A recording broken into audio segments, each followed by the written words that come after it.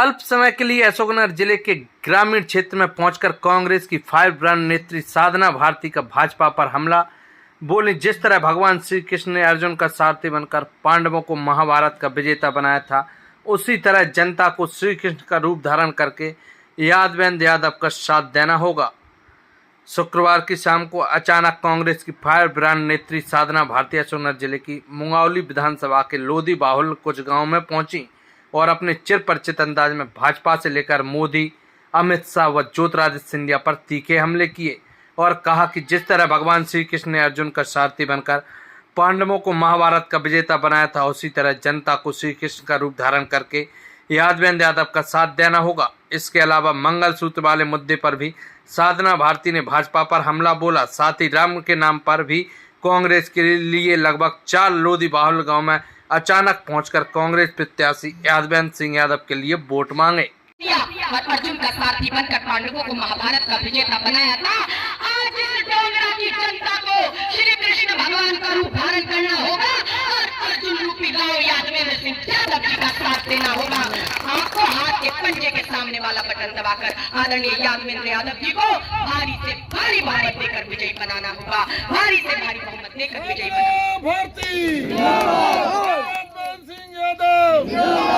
मैं केवल इतना कहने के लिए आई कि जब भगवान राम सत्य के लिए लड़े तब उनके पास सत्ता नहीं थी, संसाधन नहीं थे, रथ भी नहीं था। रथ तो रावण के पास था, संसाधन तो रावण के पास थे, सत्ता तो रावण के पास थी। रावण के पास सशक्त सेना थी, रावण के पास सोना था। अरे रावण के पास तो सोने की लंका भी थी, परंतु भगवान राम जी के पास क्या था?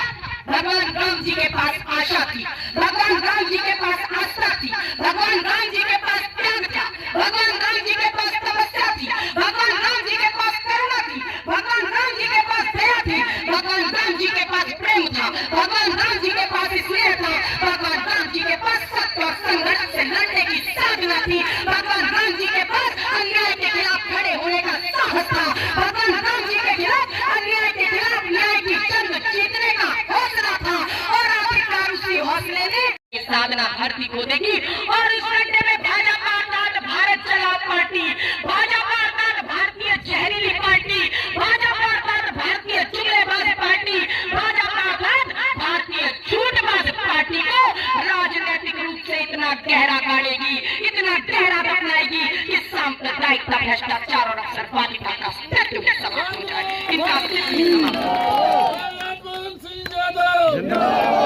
आज ये सोचकर वोट मत दीजिएगा कि मात्र ये आम चुनाव चल रहा है। अरे ये तो एक महाभारत का युद्ध चल रहा है, जहाँ एक तरफ दुराचारियों की सेना है, अत्याचारियों की सेना है, लूट खसोट करने वालों की सेना है, रिश्वतखोरों की सेना है, घूसखोरों की सेना है, राम मंदिर के अंदर उसकी भूमि में चंदा चंपत घोटाला कराने वालों की सेना है, ये महिलाओं के मणिपुर में महिलाओं के बलात्कार पर चुप्पी साधने वालों की सेना है, महिलाओं के अपमान करने वालों को संरक्षण दिलाने वालों की सेना है। ये सेना अमित शाह जी की सेना है, ये सेना ज्योतिरादित्य सिंधिया जी की सेना है, ये सेना नरेंद्र मोदी जी की सेना है।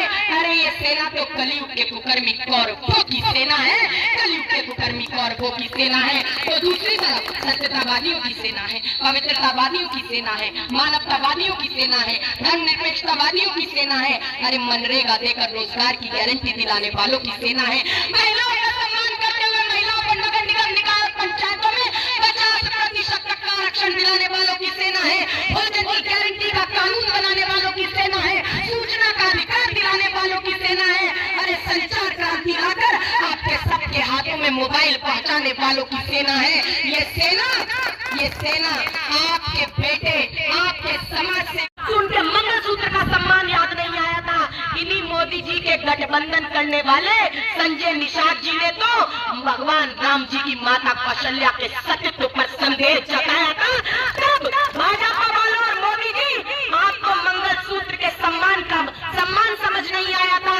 ये मैं यही बताना चाहती हूँ कि इन्हीं के गठबंधन में रहे, इन्हीं की पार्टी में बाद में आ गए नरेश अग्रवाल ने राज्यसभा में अरे माता सीता की तुलना शराब से करने का जो साहस जुटाया था। तब मोदी जी आपको एक सुहागन महिला के मंगलसूत्र का सम्मान समझ नहीं आया था। आज आप किस कांग्रेस को महिलाओं के मंगलसूत्र का सम्मान समझाना चाहते हैं? उस कांग्रेस को, जिस कांग्रेस ने इस देश को